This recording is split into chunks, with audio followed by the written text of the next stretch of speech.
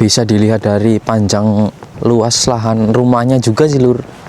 Biasanya kalau orang-orang kaya depan rumahnya juga kayak ada hiasan gitu, bonsai-bonsai ya. Tuh. Kayak tempat buat naruh sesajen gitu lur, orang-orang Jepang ya. Di sana yang kayak rumah kecil itu lur. Pantai Seta ya lur. Ini kan di sawah kayak gini, kalau ada cerowokan kayak gini kan ikannya banyak ya. Entah itu ikan kecil-kecil ataupun ya mendol ya, apa-apa lah, iwak mendol. Kuilnya itu biasanya tempatnya kayak di dalam hutan gitu loh, kayak ini nih. Ini kalau kita ke sana terus ini kuil di dalam hutan lur. Tapi kalian kalau misal dijodohkan sama anak petani Jepang, kalian harus siap tinggal di desa gitu doang sih paling resikonya. Tapi gimana, walaupun di desa lah mobilnya itu tadi 5 bro, mobilnya 5 terus punya traktor. Oke teman-teman, kembali lagi di channel Nyong Watashi. Penampilan boleh kayak gini, tapi hati harus tetep pink ya teman-teman. Oke, jadi di kesempatan hari ini lur, Nyong Watashi mau ngajakin kalian lagi buat jalan-jalan di pedesaan Jepang lagi ya, seperti biasa lah. Karena Nyong Watashi kan tinggalnya di pedesaan-pedesaan Jepang kayak gitu. Nah, tapi hari ini jalan-jalannya itu Nyong Watashi nggak pakai sepeda ya, melainkan jalan kaki aja. Jadi sepeda Nyong Watashi itu ditaruh di kayak apa ya, tempat minimarket mungkin ya. Karena sebenarnya jarak tempat ini dari tempat tinggal Nyong Watashi itu lumayan jauh lur. Tapi Nyong Watashi tetap bikin video ya. Dan bikin videonya pengen yang jalan kaki. Jadi gitu lur. Oke, jadi kenapa Nyong Watashi jalan-jalannya di pedesaan ini? Karena menurut Nyong Watashi lur, di sini itu para petani ya. Ini kan mereka tinggalnya kayak di pinggir-pinggir sawah gitu. Nah, pak petaninya itu kayak rumahnya gede-gede banget gini loh lur. Kayak gini. Jadi Nyong Watashi pernah bikin konten ngelewatin tempat ini, tapi tempat ini tuh rumahnya gede-gede banget. Mungkin pak petaninya sultan-sultan ya. Nih lihat. Ini selokannya bersih ya, cuman ada runggang-runggang itu, daun-daunan. Tapi ini kotor bening tapi kotor lur, karena pembuangan tuh ya, dari rumah-rumah kayak gini. Ini kalau yang sawahnya kering kayak gini lur, ini bekas padi,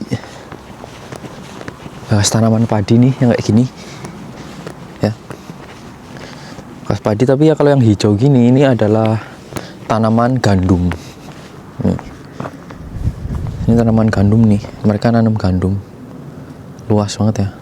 Oh iya lur, sebelumnya saya doakan ya, semoga kalian selalu disehatkan, selalu dilancarkan rezekinya, dan dipermudah segala urusannya lur. Tapi jangan kelalen subscribe, like,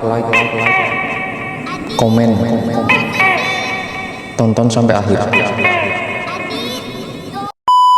Jadi kalau kita lihat lur, tanaman gandum ini ketika masih kecil ya, masih kecil itu 90% lah mirip banget sama rumput ya.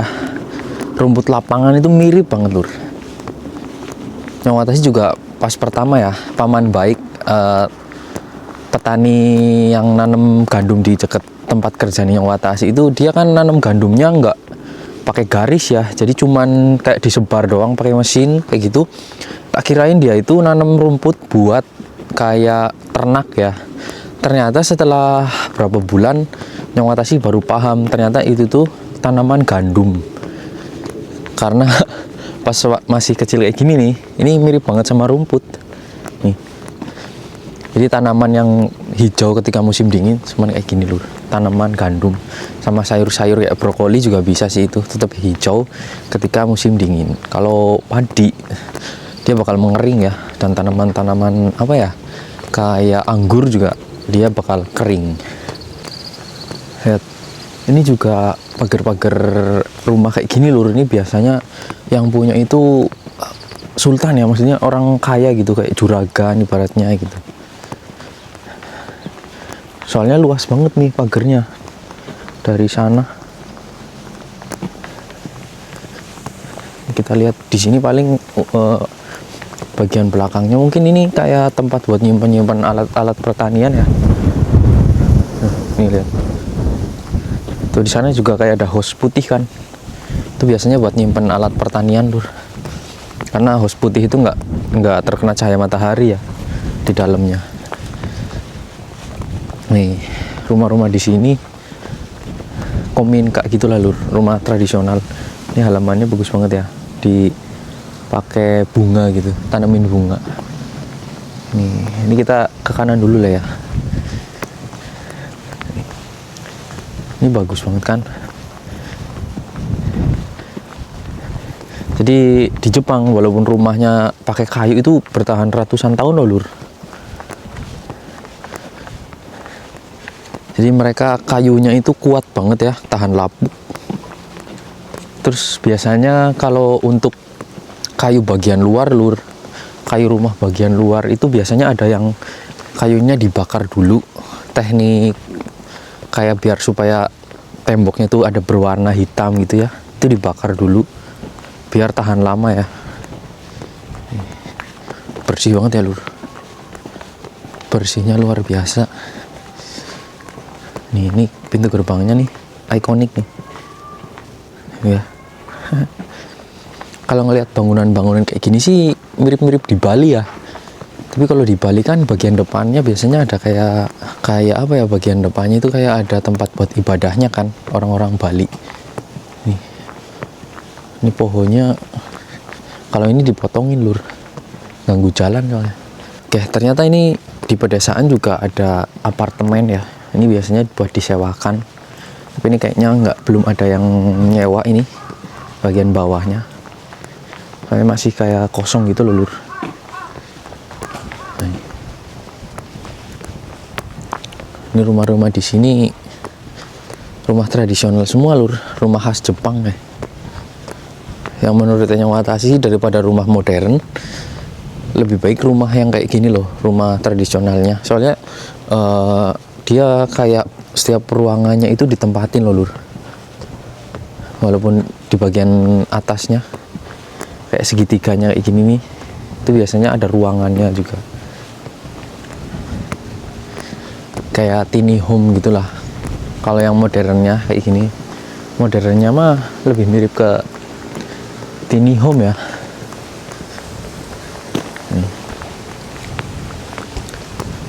Ini rumah kominka juga nih, rumah tradisional juga. Tapi pagarnya kayak gini ya. Pagarnya ini udah kayak modern ya lur. Bisa dikasih cat gitu. Dan di daerah sini persawahannya, bagian sini ini nggak dimanfaatin buat ditanamin apapun ya. Dibiarin gitu aja nih.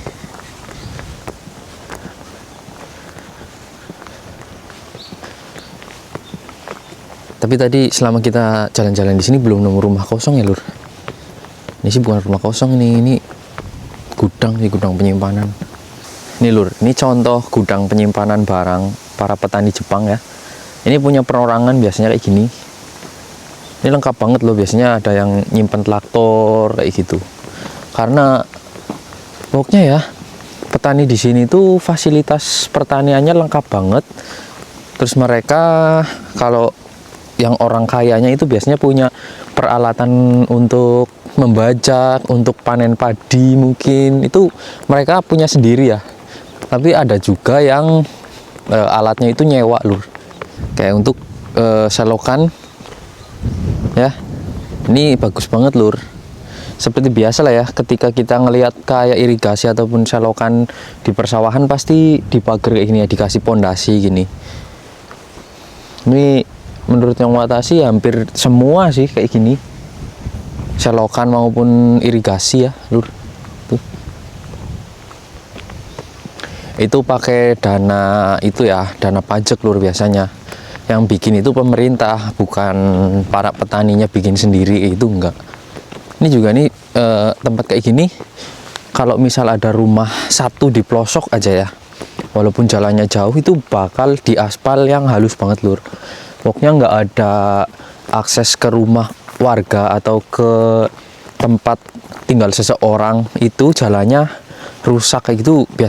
Biasanya di Jepang nggak pernah ada kayak gitu ya lur. Selalu jalannya itu bagus. Tapi ini Yang Watashi nemu kayak apa lur, kayak tempat penyimpanan barang tapi yang terbengkalai ya. Lihat, ini sampai di depannya udah ada bambu-bambunya kan. Kemungkinan ini udah puluhan tahun ya. karena bambunya ini udah tingginya luar biasa tuh. Nih.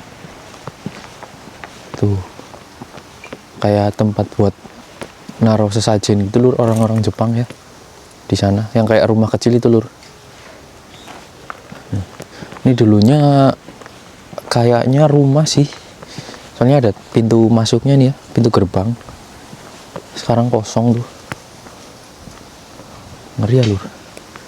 Kalian pernah berhayal nggak lur, misal kalian lagi main-main kayak gini di pedesaan Jepang kayak gini ya, terus tiba-tiba ada anak cewek ya, anak petani Jepang, orang kaya, dia cantik gitu, dia nyamperin kalian terus main bareng terus ayahnya dia jodohin dia sama kita. Kalian kira-kira ada berhayal kayak gitu nggak lur? Jadi ceritanya anak orang kaya ini dijodohin sama kita gitu. Jadi kita nikah sama anak juragan atau anak petani sultan di pedesaan Jepang kayak gitu lur ya. Berhayal dulu mah nggak apa-apa ya lur. Tapi kayak gitu mah apa ya lur, kayak nggak mungkin gitu ya, hanya ada di cerita-cerita dan drama Cina. Drama Cina lur, jangan drama Jepang. Kalau drama Jepang bahaya. Drama Jepang mah biasanya ada kakek-kakeknya ya. Kalau drama Cina kan biasanya berhayal yang kayak misal dijodohin dengan anak raja kayak gitu lur. Kalian pernah ngeliat drama Cina nggak? Tiba-tiba lagi nyekrol, tiba-tiba lewat ya itu videonya. Nah lur, hampir di setiap desa di Jepang itu ada kuil ya, satu gitu. Jadi kuilnya ini kayak menuju kuilnya itu biasanya tempatnya kayak di dalam hutan gitu loh. Kayak ini nih. Ini kalau kita ke sana terus ini kuil di dalam hutan lur. Jadi hampir di setiap pedesaan Jepang lah ada gitu satu gitu. Terus sebelumnya kan yang Watashi di video sebelumnya kalau nggak salah ya, bikin videonya itu lewat sini nih, lewat host ini, host brokoli yang atasnya atapnya itu kosong ya. Atapnya maksudnya nggak ditutupin sama plastik. Jadi ini tuh host brokoli.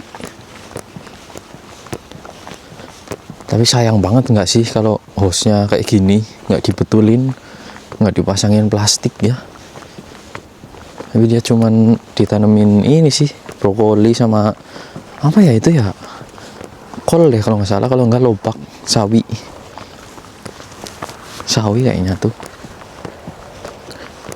Nah kemarin kan kesini nyewata sini, lewat sini, tapi itu nyepeda ya lur, lewatin tempat ini nih, nggak ada ikan lur di sekitaran Fukuoka sini ya. Soalnya kenapa? Biasanya tempat-tempat yang ada ikannya lur, biasanya itu deket-deket laut ya. Jadi gini, Nyong Watashi aja dari jarak Izuka ke Fukuoka ya, ke deket-deket laut lah. Kalau di Fukuoka kotanya kan deket laut ya lur, itu jaraknya aja bisa hampir 2 jam ya. Itu naik kereta aja 2 jam. Mungkin kalau di Fukuoka kota di sana ya, di deket-deket lautnya kemungkinan sih banyak ikannya ya. Nyawata sih mungkin kapan-kapan kalau misal ya sebenarnya ada temen di sana sih. Mungkin kalau sama temen mancing di sana mungkin dapet ya lur. Soalnya di sini ikannya cuman ikan emas sama lele sih.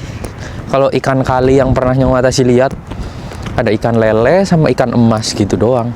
Kalau Nyawata sih ngeliat di YouTube temen-temen yang di Jepang juga ya yang mancing itu biasanya ada yang dapat kayak ikan gabus. Wah di Jepang ada juga ya lur ikan kayak gitu lur. Kirain ikannya kayak di sini doang loh, ikan lele sama ikan emas gitu. Walaupun ikan lelenya itu dikit banget di sini. Kebanyakan ikan emas yang kalau dipancing itu susah ya. Kalau ikan lele sebenarnya gampang itu, dia gampang nyokot lah. Bahasa Jawa lur. Pantaseta ya lur, ini kan di sawah kayak gini, kalau ada cerowokan kayak gini kan ikannya banyak ya, entah itu ikan kecil-kecil ataupun ya mendol ya, apa-apa lah, iwak mendol yang kecil-kecil banget itu cakul. Nah itu pantaseta ya ana ya lur, teman kayak gini, tempat kayak gini. Kan kita bisa turun lewat sini nih. Ini besinya sebenarnya buat tangganya lur, turun ke bawah. Serok di sana kalau misalnya ada ikannya mah. Nggak ada, tapi gokil. Lihat bro, jadi yang di atas ini lur, saluran air yang atas ini irigasinya dibangun di atas yang gede ya. Gokil sini sih, bisa kepikiran ya. Jadi ini kalau misal air dari sana gede, ini kan ada kayak kayu ya, itu bisa dibuka nanti biar dia ngalir ke bawah gitu loh. Gokil sini, tertata banget ya lur, tertata banget. Ini juga nih, gokil sumpah.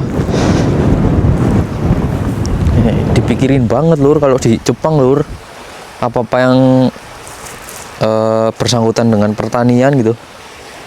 Nggak cuman pertanian sih, semua hal ya, semua hal pokoknya diperhatikan banget lur. Kayak fasilitas umum juga kan gokil lur kalau di Jepang lur. Sayangnya nggak ada ikannya ini. Nah, kita lewatin juga nih lur, akhirnya rumah yang paling gede di sini ya. Jadi ada dua nih rumah yang gede banget. Tapi ini kalau kalian lihat, ini turun salju gerimis-gerimis ya, salju rintik-rintik nih.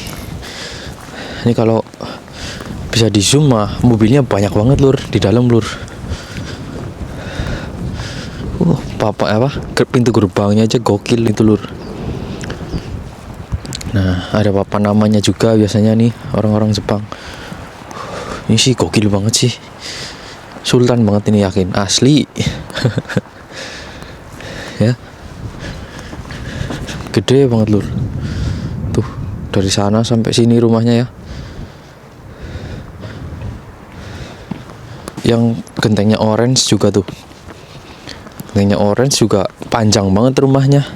Nah, jadi kalau teman-teman diajak nikah sama anak petani orang Jepang, kalian jangan nolak ya lur. Karena petani di Jepang itu sultan sih, biasanya orang-orang kaya nih. Kayak rumah yang di belakang itu, ya Allah, masya Allah, gede banget ya lur. Tapi kalian kalau misal dijodohkan sama anak petani Jepang, kalian harus siap tinggal di desa gitu doang sih paling resikonya. Tapi gimana, walaupun di desa, lah mobilnya itu tadi 5 bro, mobilnya 5 terus punya traktor. Ya, kalian wajib mau sih, tapi perempuannya harus mau mualaf gitu. Nih, kalau teman-teman diajak nikah sama anak petani orang Jepang, kalian bayangkan kalian nggarap sawah ini luas banget sampai sana, kayak lapangan sumpah ini sawahnya lur, satu kotak doang ini ya. Ini ditanamin gandum ini kali ini ya. Kalian wajib mau lur, kalau misal siapa tahu dapat rezeki kan, dijodohin.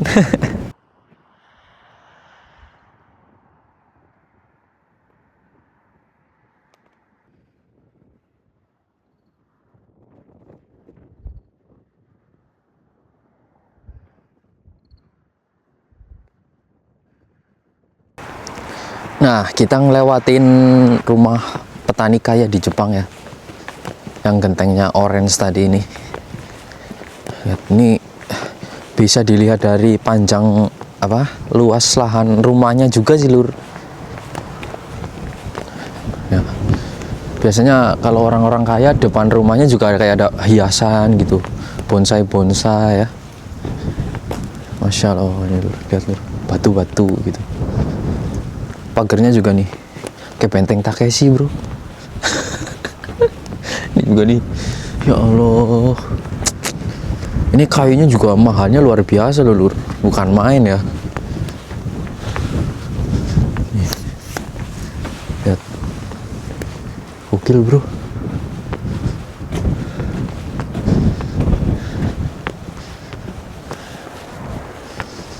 Nah, ini biasanya nih kalau di belakang rumahnya dibikinin gudang kayak gini lur. Entah itu buat making hasil pertaniannya di sini nih di dalam, entah itu buat kayak nyimpen alat-alat pertaniannya gitu. Nih, ini ada jeruk, kebun jeruk, sama sayur-sayuran juga ada nih ya. Bagus banget sih lur ini lur ya, Masya Allah, Jepang indah banget ya lur. Ini daun bawang nih, daun bawang di belakang rumah yang gede tadi lur. Lihat lur, bagian belakang rumah yang tadi ternyata dia nanemin, kalau Nyong Watasi ngeliat di agak tengah tadi ya, lewat belakang sini itu dia kayak nandur anggur juga lur. Terus di belakangnya itu kayak ada sayur-sayuran jeruk, sayur-sayuran lobak gitu ya. Itu gokil sih lur menurut Nyong Watasi ya, petani bisa sekaya itu ya.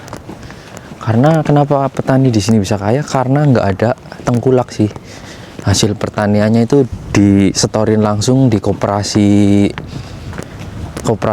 apa ya, koperasi kayak koperasi buat nyimpen semua sayur-sayuran gitu loh lur. Jadi dikumpulin ke koperasi, nanti dari koperasi itu disalurkan ke supermarket gitu, biar harganya itu tetap bersaing ya, harganya nggak ada penurunan gitu. Apalagi kalau lagi musimnya, kalau kita nanam tomat lagi musim tomat, itu tomatnya bakal tinggi banget harganya lur. Jadi kayak gitu. Semoga ya penjelasannya Nyong Watasi bisa dimengerti lah ya lur. Nih, ini juga kita ngelewatin rumah lagi. Ini dia kayak gini lur. Mereka itu punya alat-alat pertanian sendiri gini. Punya 2 traktor nih ya, buat bajak sama biasanya itu ada yang buat bikin galengan gitu loh lur. Enak banget bikin galengan mah kalau pakai alat. Oke teman-teman, jadi untuk videonya mungkin segini dulu ya. Nyong Watasi ini mau lanjut belanja mungkin, soalnya di sini tuh dekat supermarket. Oke, jadi semoga videonya bisa menghibur kalian semua ya lur. Apapun yang kalian lakukan, semoga kalian selalu dilancarkan, diberkahi, terus kalian semoga selalu sehat gitu lur. Oke, terima kasih ya. Nyong Watasi pamit. Terima kasih buat supportnya pokoknya ya. Bye bye.